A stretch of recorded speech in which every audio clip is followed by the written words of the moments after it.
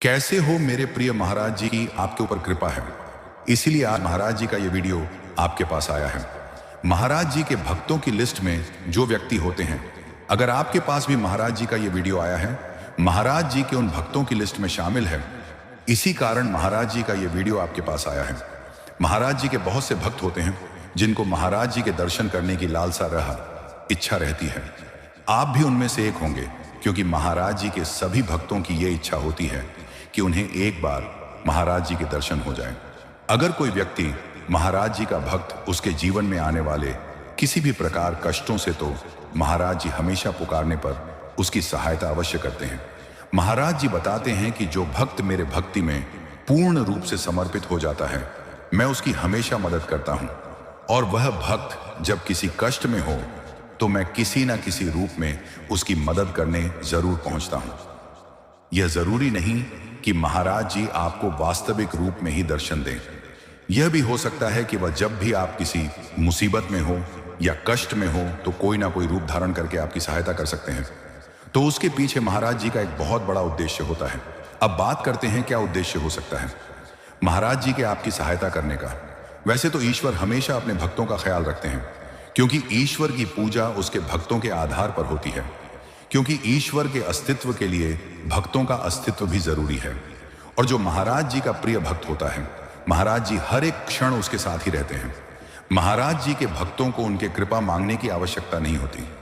महाराज जी की कृपा भक्त ऊपर अपने आप हो जाती है।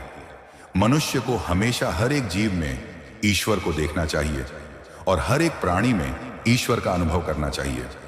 इसी रूप में महाराज जी अपने भक्तों को कहीं पर भी किसी भी रूप में मिल जाते हैं।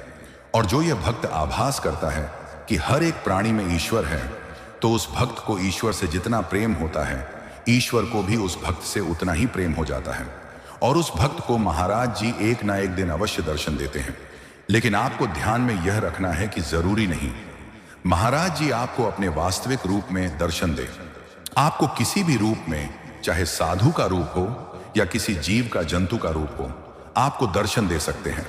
आप लोगों को उनका हमेशा सम्मान करना चाहिए। और अगर आपको किसी भी साधु के दर्शन होते हैं तो कभी भी गलती से उनका अपमान ना करें। क्या पता साधु के रूप में आपको महाराज जी के दर्शन हुए हों। आप उनका हमेशा सम्मान करें, ताकि महाराज जी का आशीर्वाद आपको मिले और महाराज जी की आपके ऊपर कृपा हो। स्वयं महाराज जी उस वक्त के जीवन आने वाली बाधाओं एवं दिक्कतों से किसी भी प्रकार से आकर सहायता कर देते हैं। जरूरी नहीं कि यह आपके साथ एक बार ही हो। अगर आप महाराज जी के भक्त को बार बार किसी प्रकार की परेशानियां आ रही हैं, तो महाराज जी उस भक्त के लिए बार बार मदद करते हैं। क्योंकि महाराज जी तो सर्वदाता हैं, वह कभी भी अपने भक्त के लिए पीछे नहीं हटते, और जो इच्छाएं उनकी होती हैं वह सब कुछ उस भक्त को देते। और यह होता भी है, क्योंकि कुछ ऐसे भक्त हुए हैं जिनके जीवन में एक परेशानी अभी चल रही थी, जिनका महाराज जी ने उन भक्तों को हल दिया। उसके कुछ समय बाद ही उसी भक्त के जीवन में कोई और किसी प्रकार की परेशानी आ जाती है, तो वह महाराज जी को पुकारता है। तो यह संदेह रहता है कि क्या महाराज जी मेरी मदद करने फिर से आएंगे। जरूर महाराज जी उस भक्त की मदद करने फिर से आते हैं। इसमें यह शिक्षा मिलती है कि महाराज जी को हमें ढूंढने की बजाय हर एक प्राणी में, हर एक जीव में ईश्वर को देखना चाहिए। महाराज जी बताते हैं कि हर एक मनुष्य को धर्म का प्रचार अवश्य करना चाहिए। धर्म अपने आप में एक सत्य है जो कि हर एक प्राणी, हर एक पेड़ पौधों में निवास करता है, और मनुष्य को हमेशा उनकी रक्षा करनी चाहिए और उनके साथ किया जाने वाला व्यवहार धार्मिक होना चाहिए। और मनुष्य अपने जीवन में अपने अस्तित्व को दुर्गा काल के लिए या अनंत काल के लिए विस्तारित कर लेता है। इसलिए जीवन के अंदर मनुष्य को या उस प्राणी को यह दो कार्य अवश्य करने चाहिए। तरीका है, वह है आपके जीवन में महाराज जी का आगमन। तो दोस्तों, महाराज जी आपके जीवन में किसी भी रूप में या फिर किसी भी जान पहचान के स्वरूप में आपसे मदद मांग सकते हैं, या आपसे कोई किसी प्रकार का भेंट मांग सकते हैं। अगर आपसे आपके जीवन में कोई भेंट मांगे या किसी प्रकार की कोई मदद मांगता है, तो आपको उसकी मदद करनी चाहिए या उस व्यक्ति को भेंट देना चाहिए। तो आपको उसके बाद एक क्षण भी सोचने की आवश्यकता नहीं है। आपको उस व्यक्ति के अंदर महाराज जी का स्वरूप देखकर उसकी मदद करनी चाहिए या उस व्यक्ति को भेंट देना चाहिए।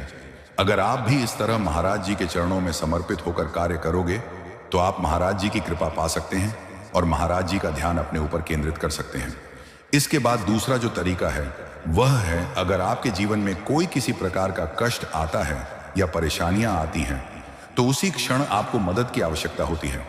उसके बाद आप अपने परिवार के किसी व्यक्ति को या अपने किसी मित्र को फोन करते हैं और वह अगर आपकी मदद करता है तो इसका मतलब यह नहीं कि वह महाराज नहीं है या नियम करोली बाबा नहीं है। वह अवश्य ही महाराज जी हैं जिन्होंने आपकी मदद की है।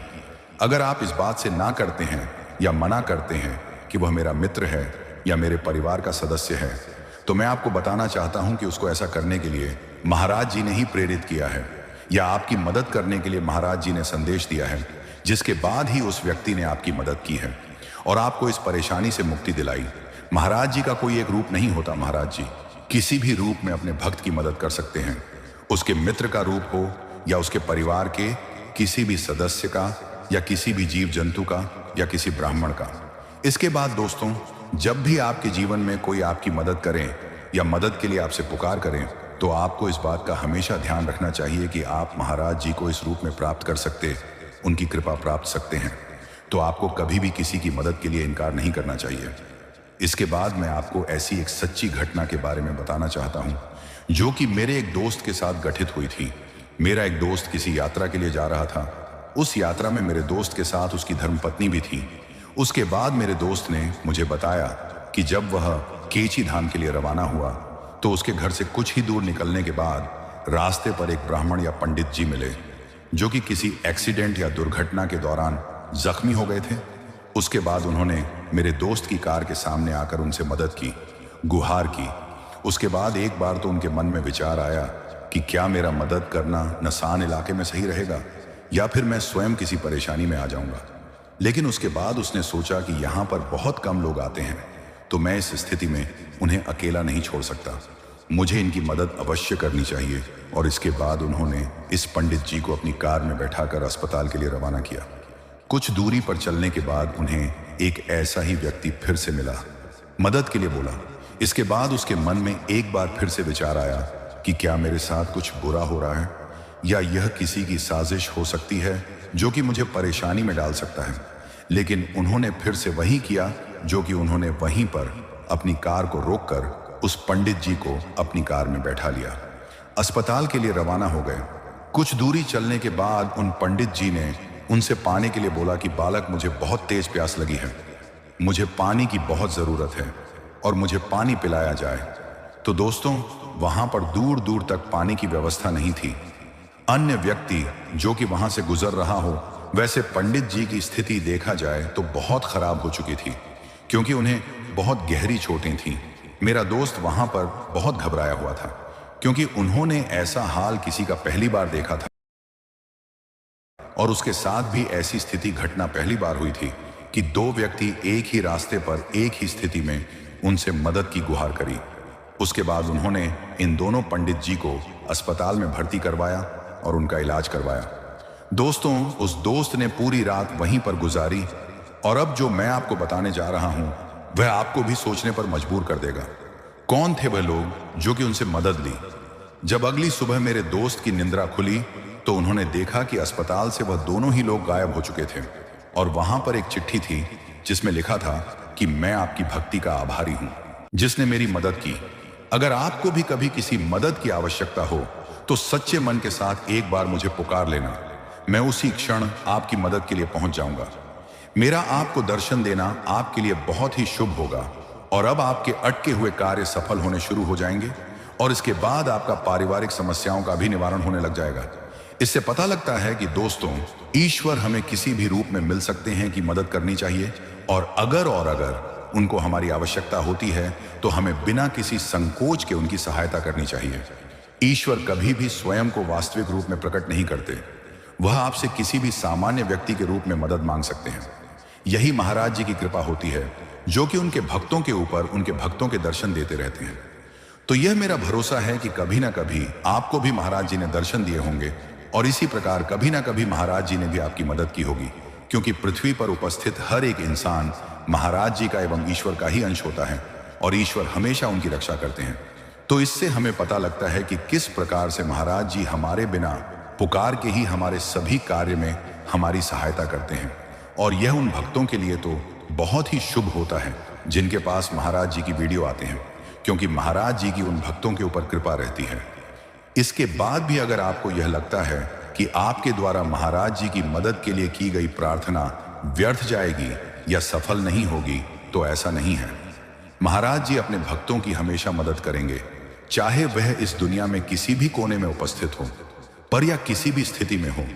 महाराज जी के ऊपर आपका विश्वास ही आपको महाराज जी के प्रत्यक्ष रूप का दर्शन कराते हैं, क्योंकि आपका महाराज जी के ऊपर जितना विश्वास होगा, आपको महाराज जी के उतने ही प्रत्यक्ष रूप के दर्शन होने की संभावना है।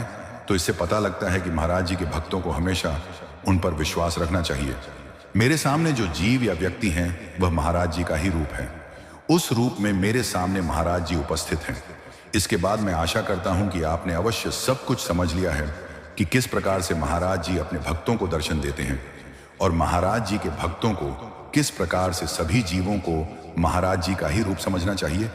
आशा करते हैं कि आज की वीडियो से आपने बहुत कुछ सीखा है।